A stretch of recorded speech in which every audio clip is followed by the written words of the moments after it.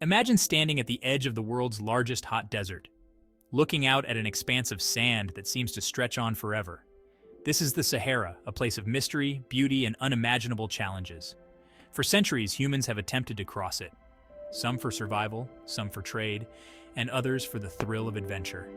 But can you even fathom what it takes to cross the Sahara Desert? In today's video, we're going to explore the incredible story of traversing this massive sea of sand, both in the past and today. Buckle up, because it's going to be an epic ride. The Sahara Desert stretches over 9 million square kilometers, larger than the entire United States. It spans across 11 countries, from the Atlantic coast of Morocco and Mauritania to the shores of the Red Sea in Egypt and Sudan. This vast desert isn't just endless sand dunes. It's a mix of rocky plateaus, gravel plains, dry valleys, and even a few life-saving oases. But make no mistake, the Sahara is one of the most inhospitable places on Earth.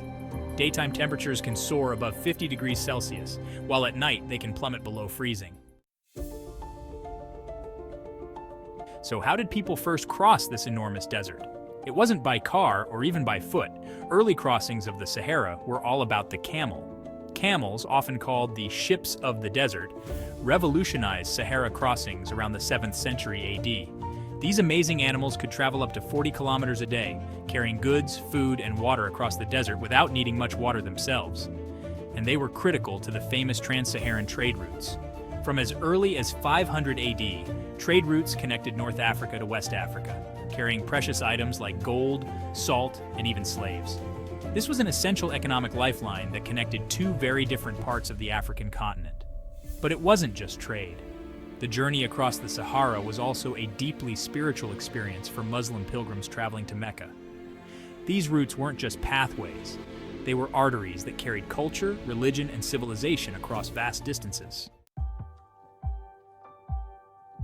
So what does it take to cross the Sahara? Let's start with the obvious: extreme weather.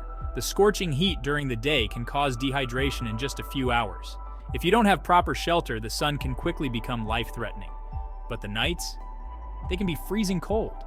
Hypothermia becomes a real danger if you're not prepared. Then there's the issue of navigation. In a vast desert, landmarks are few and far between.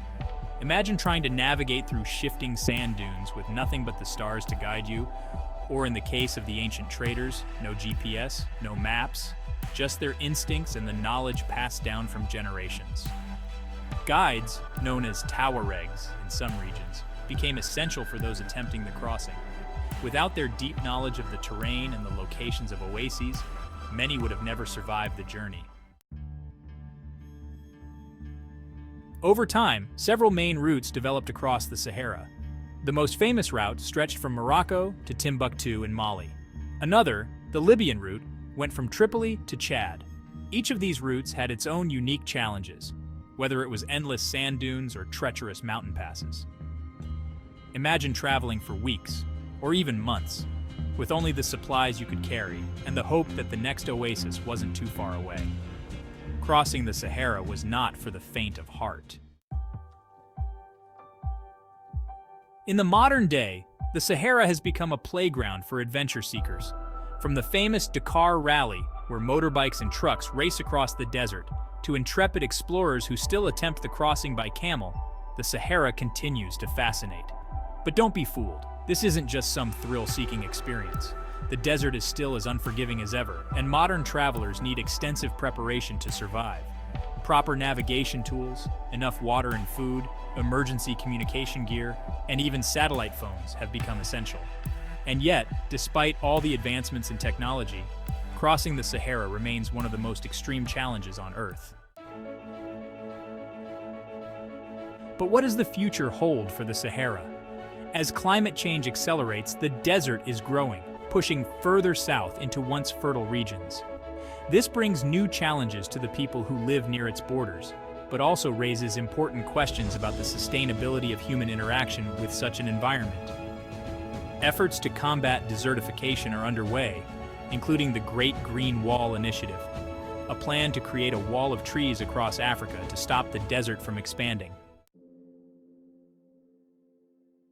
Crossing the Sahara Desert has always been more than just a physical journey. Whether it was traders, pilgrims, or modern adventurers, it's a test of endurance, courage, and respect for the raw power of nature.